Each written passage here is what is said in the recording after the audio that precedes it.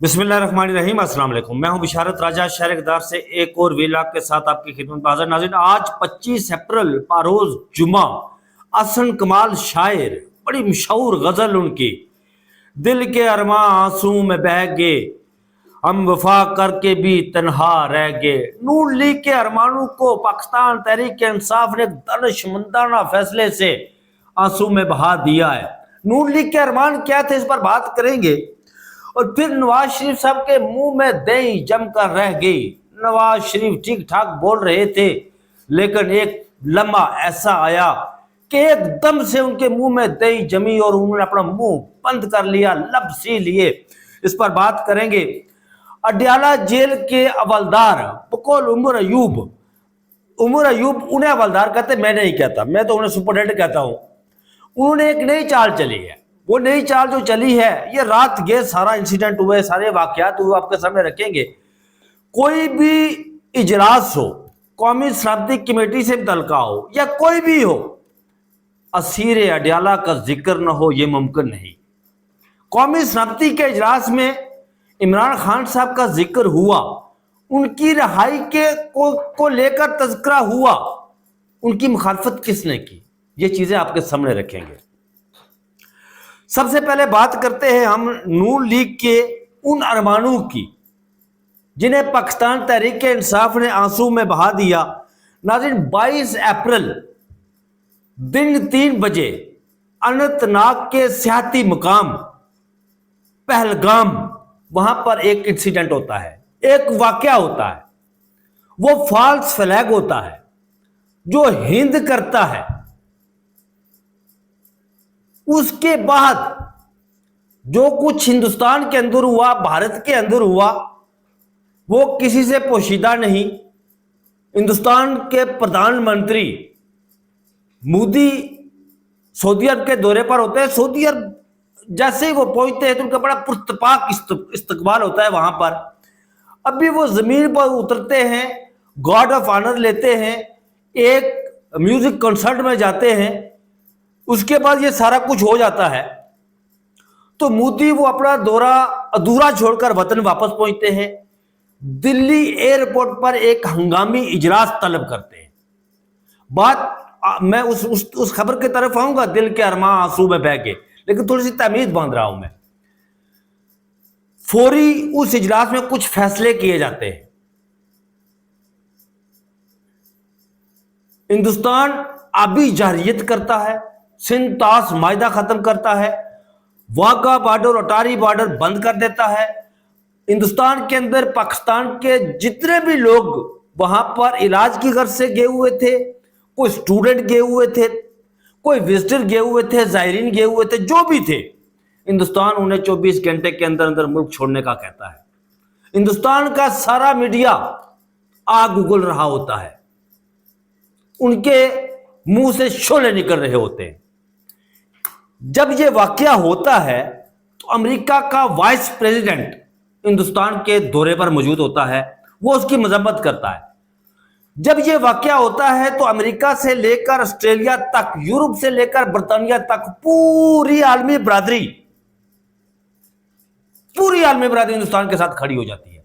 वो false flag करता है, इसमें कोई दो राय नहीं। मैंने अपने गुज़श्ता से व्यवस्था वीलाग, उससे भी पिछले वीलाग में तमाम डिटेल मैंने शेयर की है। उसकी ये रीत है हमेशा से। चाणक्य के जो पैरोकार है ना, वो हमेशा से पीछे से वार करते हैं। चाणक्य की जो हिस्ट्री है, ये नाम निकल आया चाणक्य का, तो मैं थोड़ा सा इसकी डिटेल में आपको समझाता हूं चाणक्य का। उसके बाद में दिल के अरमान पर आता हूं। चाणक्य अपने पैरोकारों के साथ, ये किताब में है, जो किताब लिखी हुई है एक हिंद के एक राइटर ने। वो कहीं जा रहा होता है, चाणक्य का पैरोकार। चाणक्य अपने पैरोकारों के साथ कहीं जा रहा होता है। उन्हें रात किसी जंगल में उन्हें रात पड़ जाती है। वो वहां पड़ाव करते हैं। तो चाणक्य ज़ाहिर इंसान होता है, वो रफा हाजत के लिए या किसी और के लिए वो बाहर जब जाता है तो एक झाड़ी होती है जो कांटों से लैस होती है, उसकी तहबंद, वो लंगूट, ज़ाहिर हिंदू जो है वो लंगूट पहनते हैं, جو ہندوستان کی جو سیاست ہے نا، جو آئیڈیالوجی ہے ان کی، وہ چانکیا کی آئیڈیالوجی کو لے کر چل رہی ہے. وہ ساری ہندوستان کی آئیڈیالوجی چانکیا کی آئیڈیالوجی ہے، اسی کو انہوں نے اپنایا ہوا ہے. وہ جھاڑی اس کے لنگوٹ کے ساتھ الجھتی ہے، لنگوٹ اس کا پھٹ جاتا ہے، وہ واپس آتا ہے، وہ اس کے پیروکار اس سے پوچھتے ہیں کہ حضور یہ آپ کو کیا ہوا؟ وہ بتاتا ہے کہ میرے ساتھ یہ انسیڈنٹ ہو گیا، یہ واقعہ ہو گیا. وہ اس کے پیروکار بڑے غصے میں آتے ہیں. یہ جو رائٹر ہے ہندوستان کا، جس سے یہ کتاب لکھی ہوئی ہے، یہ اس دور کی لکھی ہوئی ہے کہ چانکیا ٹیکسلا کی طرف سفر کر رہا تھا، جو ہمارے ہاں پاکستان کے اندر اس وقت موجود ہے. پیروکار غصے میں آتے ہیں، وہ اٹھاتے ہیں کدالیں، بیلچے، گینتیاں، پتہ نہیں کیا کیا کہ جی اب پھاوڑے، ہم اس جاڑی کو کسی صورت چھوڑیں گے نہیں، اسے ملیا میٹ کر دیں گے. چانکیا کہتا ہے نہیں، یہ کام نہیں کر رہا. یہ اس کی آئیڈیالوجی میں بتا رہا ہوں آپ کو کہ اس کی آئیڈیالوجی کیا تھی چانکیا کی. اس نے کہا کہ گڑ لاؤ، شکر لاؤ، چینی لاؤ. لائی گئی گڑ، شکر، چینی لائی گئی. چانکیا نے اس کا شربت بنایا، پانی میں گھول کر اس کا شربت بنایا. شربت بنانے کے بعد وہ جو شربت تھا اس جاڑی کے گرد اس نے انڈیل دیا. صبح اٹھ کر دیکھتے ہیں چانکیا کے پیروکار اس جاڑی کا، وہ صفحہ ہستی سے مٹی ہوتی ہے، کیونکہ میٹھے پر ہمیشہ چیونٹیاں آتی ہیں، وہ رات کو چیونٹیاں آتی ہیں اور اس کو تلپٹ کر جاتی ہے، کھا جاتی ہے، اسے ختم کر دیتی ہے. تو یہ چانکیا کا پیروکار ہے. جب یہ معاملہ ہوا تو نون لیگ کے جو لوگ تھے، لیڈر تھے، میں شہباز شریف ہو گئے، خواجہ آصف صاحب ہو گئے، رانا ثناء اللہ صاحب ہو گئے، میں بالخصوص خواجہ آصف صاحب کی بات کرتا ہوں، عطا تارڑ کی بات کرتا ہوں، رانا ثناء اللہ صاحب کی بات کرتا ہوں، کیونکہ یہ لیڈر تو نہیں ہے، یہ انہیں آپ کہہ سکتے ہیں یہ طفیلیے ہیں. یہ زوالوجی کے جو اسٹوڈنٹ ہیں وہ بہتر سمجھتے ہیں کہ طفیلیے کیا ہوتے ہیں. یہ طفیلیے ہیں، یہ بہت بڑے اچھے بانڈ ہیں، بڑی اچھی جگت کرتے ہیں. یہ سیاست تو کچھ کسی اور چیز کا نام ہوتا ہے. انہیں یہ تھا جی کہ یہ سارا کچھ ہو گیا جناب، اب ہندوستان جارحیت کر رہا ہے تو پاکستان تحریک انصاف اور اس سے کچھ ریلیٹڈ جو اکاؤنٹ ہیں، Pakistan P T I official کا اکاؤنٹ ہو گیا، عامر خان صاحب کا ہو گیا، یا پاکستان تحریک انصاف کی جو لیڈرشپ باہر ہے ان کے ٹویٹر اکاؤنٹ سے پاک فوج کے مخالف جو ہے وہ ٹویٹ آئیں گے تو ہم اس کو کریں گے، اچھالیں گے اور ہم اس پر سیاست کریں گے. لیکن اب کی بار کیا ہوا؟ اب کی بار یہ ہوا کہ گزرے روز صبح بیرسٹر سلمان اکرم راجہ صاحب موجود ہوتے ہیں سپریم کورٹ آف پاکستان کے باہر. وہاں پر ایک صحافی، ایک پترکار ان سے سوال کرتا ہے کہ بیرسٹر صاحب یہ بتائیے کہ ہندوستان نے جارحیت کی، اور اگر اللہ نہ کرے خدا نہ خواستہ کوئی ایسا وقت آ جاتا ہے تو کیا آپ اس حکومت کے ساتھ کھڑے ہوں گے یا کہاں ہوں گے؟ تو سلمان اکرم راجہ صاحب نے بڑا خوبصورت جواب دیا، بہت خوبصورت جواب دیا. انہوں نے کہا کہ اس حکومت کے ساتھ، یہ فارم 47 کی حکومت ہے، ہم اس کو سرے سے تسلیم ہی نہیں کرتے. ہم اس حکومت کے ساتھ نہیں کھڑے ہوں گے، ہم فوج کے ساتھ کھڑے ہوں گے جو سرحدوں کی حفاظت کرتی ہے، جو مادر وطن کی حفاظت کرتی ہے. ہم ان کے شانہ بشانہ کھڑے ہوں گے، ان کے ساتھ ہم اگلے مورچوں پر ہوں گے. وقت گزرتا ہے، قومی سلامتی کمیٹی کا اجلاس چل رہا ہوتا ہے، عمران خان بھی وہاں موضوع گفتگو ہوتے ہیں، وہ بات کریں گے کہ وہاں کیا ہوتا ہے ان پر. تو کوئی 4:15 کے قریب ترین بیرسٹر جو پاکستان تحریک انصاف کے چیئرمین ہیں بیرسٹر گوہر، ان کا ٹویٹ آتا ہے. نہ صرف ٹویٹ آتا ہے بلکہ وہ باقاعدہ گفتگو کرتے ہیں. وہ کہتے ہیں کہ پاکستان تحریک انصاف بھارت کی جانب سے پاکستان پر دشمنی پر مبنی بے بنیاد الزامات کی مذمت کرتی ہے. بھارت اپنے مذموم عزائم میں کبھی کامیاب نہیں ہوگا. پاکستان اپنے دفاع کا پورا حق اور صلاحیت رکھتا ہے. پی ٹی آئی اپنی قوم اور پاک افواج کے ساتھ متحد اور یک زبان ہو کر کھڑی ہے. سندھ طاس معاہدہ قانونی طور پر معطل نہیں ہو سکتا. پاکستان بھارتی اقدامات کا ہر فورم پر بھرپور جواب دے گا. یہ کہنا تھا بیرسٹر گوہر کا. یہ اتنا دانشمندانہ ان کا بیان تھا کہ جو نون لیگ کے ارمان تھے کہ ان کی طرف سے کوئی ٹویٹ آئیں گے، ان کی طرف سے کوئی اس طرح کے بیانات آئیں گے تو ہم اس پر سیاست کریں گے۔ ان کے ارمان جو ہے وہ پاکستان تحریک انصاف کی دانش مندانہ قیادت نے ان کے ارمانوں پر اوس پھیر دی، ان کے ارمان آنسو میں بہہ گئے۔ وہ اب اس جو موقف تو ٹوک موقف اختیار کیا گیا پاکستان تحریک انصاف کی طرف سے، میری خبر یہ ہے کہ اس پر اسٹیبلشمنٹ بھی نے انہیں داد دی ہے پاکستان تحریک انصاف کی قیادت کو۔ میں بات کر رہا تھا ناظرین جو ہندوستان کے ساتھ جو معاملہ ہوا، تو یہاں پر ایک سوال پیدا ہوتا ہے۔ یہ ہو گیا، ہندوستان نے آبی جارحیت کی، ہم نے قومی سلامتی کا اجلاس بلایا، ہم نے اس میں اس کا دو ٹوک جواب دیا، ہم نے اپنی ایئر سپیس بند کر دی، اٹاری بارڈر بند کر دیا، سندھ طاس معاہدہ ختم، تو وہ تو خیر جو شملہ معاہدہ تھا وہ ختم تو نہیں ہوا، اس پر وہ دو ٹوک موقف نہیں دے سکے ہمارے وزیر دفاع صاحب، وہ یہ ہے جو ہے، یہ ہے جو ہے ہی کرتے رہے۔ بہرحال یہ سارا کچھ جو ہوا، اس کے بعد ایک چیز میں نے اس پورے انسیڈنٹ کے دوران، جو پورا واقعہ ہوا اس کے دوران، میں نے کچھ تقابلی جائزہ لیا اپنے ملک اور ہندوستان کے ساتھ۔ وہ یہ کہ آپ کو ناظرین جانتے ہیں کہ کچھ عرصہ قبل ہمارے ہاں جعفر ایکسپریس والا معاملہ ہوا تھا، وہ ہائی جیک ہوئی تھی جعفر ایکسپریس۔ جب جعفر ایکسپریس ہائی جیک ہوئی تھی تو اس پر ہمارے ارباب اختیار کو سوچنا چاہیے۔ جب جعفر ایکسپریس ہائی جیک ہوئی تو ہمیں کسی نے ٹیلی فون نہیں کیا، ہم سے کسی نے ہمدردی کے بول نہیں بولے، وہ کینیڈا ہو، امریکہ ہو، برطانیہ ہو، آسٹریلیا ہو، جرمنی ہو، فرانس ہو، کوئی بھی ملک ہو، ہمارے ساتھ کسی نے ہمدردی نہیں کی، نہ کوئی ٹیلی فون کال آئی ہمیں کسی ملک کے سربراہ کی طرف سے۔ لیکن ہندوستان فالس فلیگ کرتا ہے تو پوری دنیا ہندوستان کے ساتھ کھڑی ہو جاتی ہے۔ یہ ہمارے ارباب اختیار کو سوچنا چاہیے کہ ہم عالمی طور پر سفارتی تنائی کا شکار کیوں ہیں، اس کی وجہ کیا ہے؟ اس کا بڑا سادہ سا اس کا جواب ہے، یہ کوئی راکٹ سائنس نہیں ہے، اس کی وجہ جمہوریت ہے۔ ہندوستان کے اندر 78 سال ہو گئے، 78 ایئرز، وہاں پر کبھی مارشل لا نہیں لگا، وہاں پر 15 اگست 1947 سے لے کر آج تک وہاں پر جمہوریت ہے۔ وہاں کا جو چیف آف آرمی سٹاف ہوتا ہے نا، وہ سیکرٹری دفاع کے ماتحت ہوتا ہے۔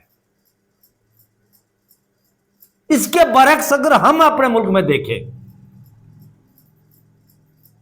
10-12 سال ایوب خان صاحب لے گئے، 10-12 سال ضیاء الحق صاحب لے گئے، 10-12 سال مشرف صاحب لے گئے، جنرل یحییٰ لے گیا، ہائیبرڈ پلس۔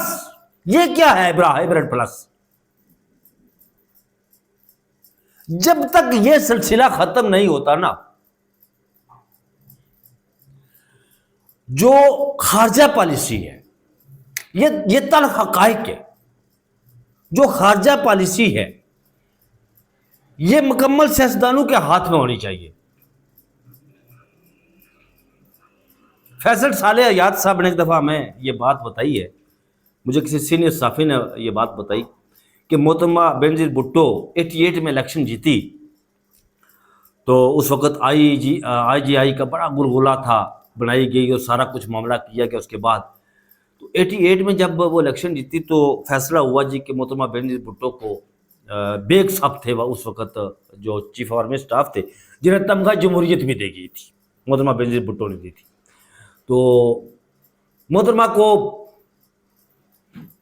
اقتدار دینے سے پہلے انہیں بلایا گیا، جناب پنڈی بلایا گیا، اور خارجہ پالیسی اور داخلہ پالیسی انہوں نے کہا یہ ہمارے ہاتھ میں رہے گی، باقی آپ اقتدار کے لیے تیار ہے۔ تو محترمہ نے سرنڈر کیا تھا ان دو چیزوں پر۔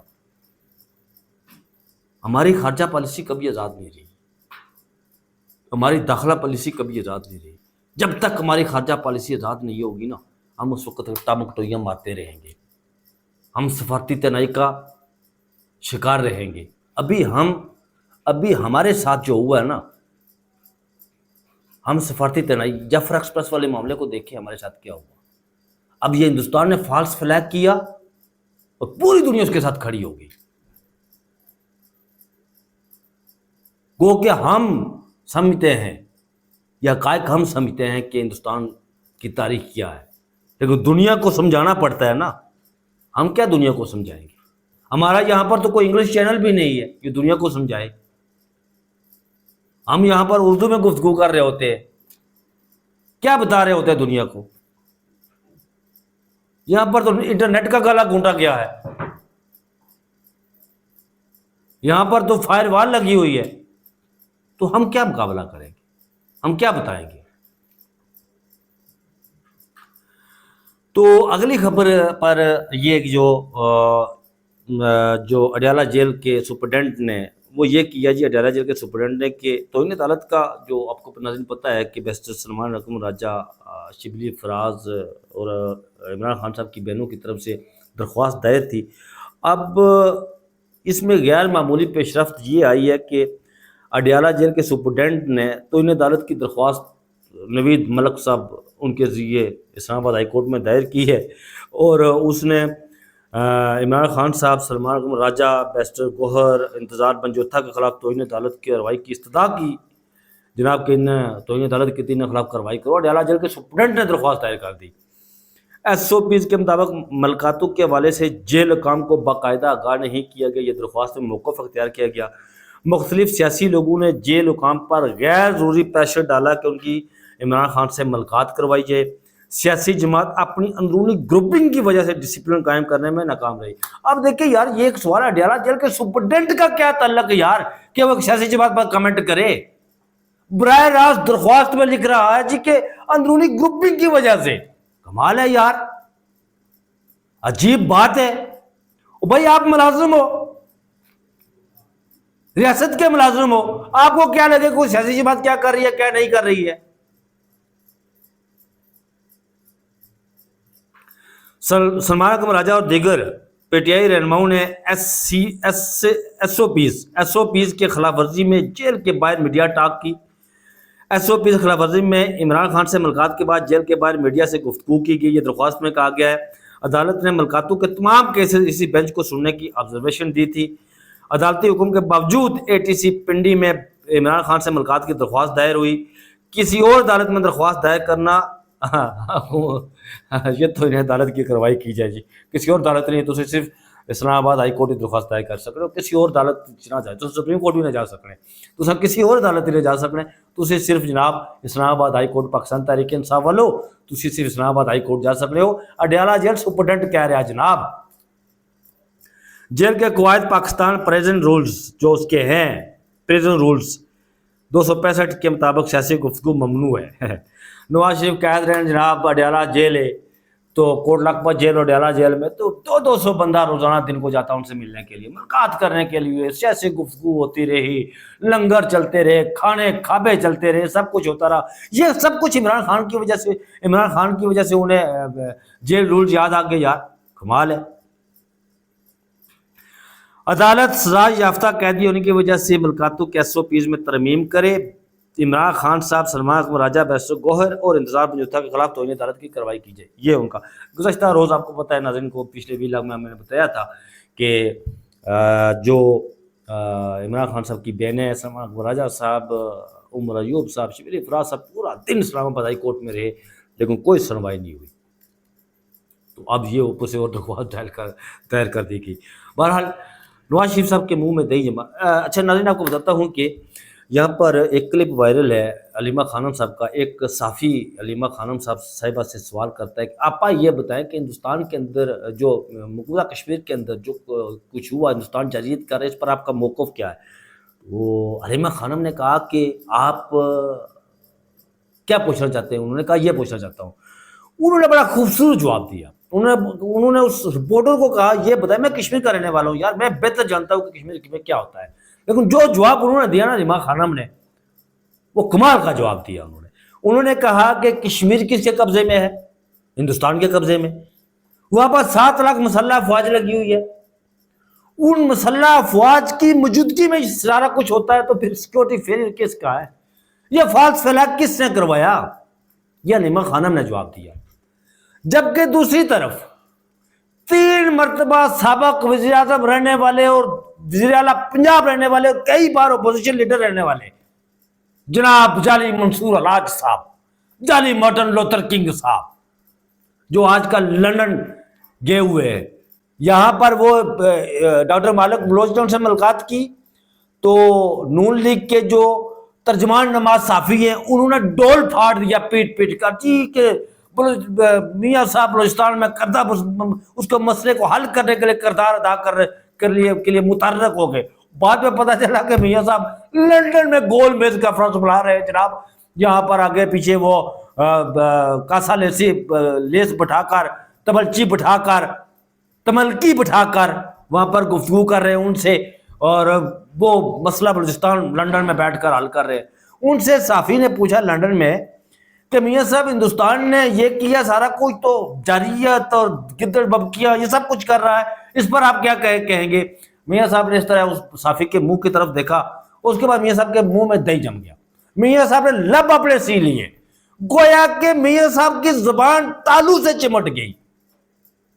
یہ کیسے ہو سکتا ہے؟ میں میاں صاحب کو کبھی نہیں کہوں گا کہ مودی کا یار ہے وہ, لیکن میاں صاحب آج بھی, آپ کو یاد ہوگا ناظرین, انہوں نے کہا تھا ایک دفعہ تقریر کرتے ہوئے, وہ سیفما کے وہ نام نہاد جو امتیاز عالم صاحب نے بنائی ہوئی تھی سیفما,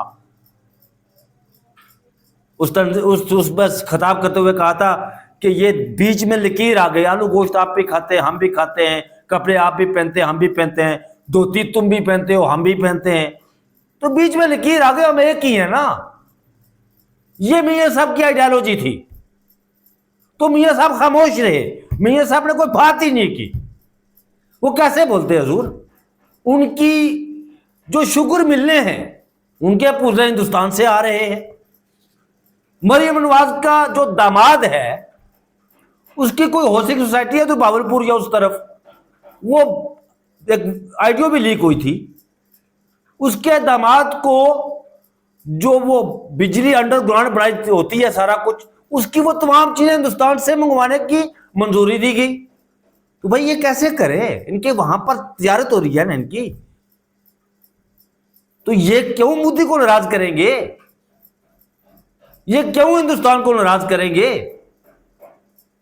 کبھی ایک لفظ میاں محمد نواز شریف, میاں محمد شہباز شریف اور ان کی پتری مریم نواز, اس کے منہ سے کشمیر کی حمایت میں اور ہندوستان کی مذمت میں کبھی ایک لفظ نہیں نکلتا, کبھی, نیور ایور. جب بھی ان لوگوں سے بات کی جائے کشمیر کی, جب بھی ان لوگوں سے ہندوستان کی جارحیت کی بات کی جائے تو ان کے لب سی جاتے ہیں, ان کی زبانیں تالو کے ساتھ چمٹ جاتی ہیں, ان کے منہ میں دہی جم جاتا ہے. ان کے شادیاں ہوتی ہیں ساڑیاں ہندوستان سے منگوائی جاتی ہے, وہ لباس ہندوستان سے منگوایا جاتا ہے. اپنے بیٹے کی شادی کرتی ہے تو ہندوستان سے پتہ نہیں وہ کوئی ڈریس ڈیزائنر ہوتا ہے, بہت بڑا اس کا لباس پہنتی ہے محترمہ مریم نواز, جو نواز شریف صاحب کی پتری ہے. تو پھر یہ کیوں کریں گے مذمت؟ یہ حال ہے ان کا. تو ناظرین, جو سیکیورٹی, یہ ویلاگ تھوڑا سا لمبا ہو گیا ہے, معذرت کرتا ہوں, 2 منٹ میں بات کرتا ہوں. قومی سلامتی کے اجلاس میں اجلاس ہو رہا تھا, شہباز شریف صاحب بیٹھے ہوئے تھے, آرمی چیف صاحب بیٹھے ہوئے تھے, تو وہاں پر عمران خان صاحب کی, یہ ذائقہ کہنا ہے, ایک ٹویٹ بھی ہے اس پر کیا گیا ہے کہ وہاں پر عمران خان کی سب کی رہائی کے حوالے سے بھی بات ہوئی, لیکن وہاں پر ان کی رہائی کی مخالفت کی. بس یہ میں مخالفت کی گئی انورٹڈ کاموں میں رکھتا ہوں. تو ناظرین, اب تک کے لیے یہی تھا جو میں نے آپ سے شیئر کیا, آپ کے سامنے رکھا ہے. یہ چینل آپ کا اپنا چینل ہے, اسے سبسکرائب بھی کیجیے گا, لنک شیئر بھی کیجیے گا, ٹلی کا بٹن بھی ضرور دبائیے گا. مجھے دیجیے اجازت, اپنا بہت سارا خیال رکھیے گا. اللہ حافظ.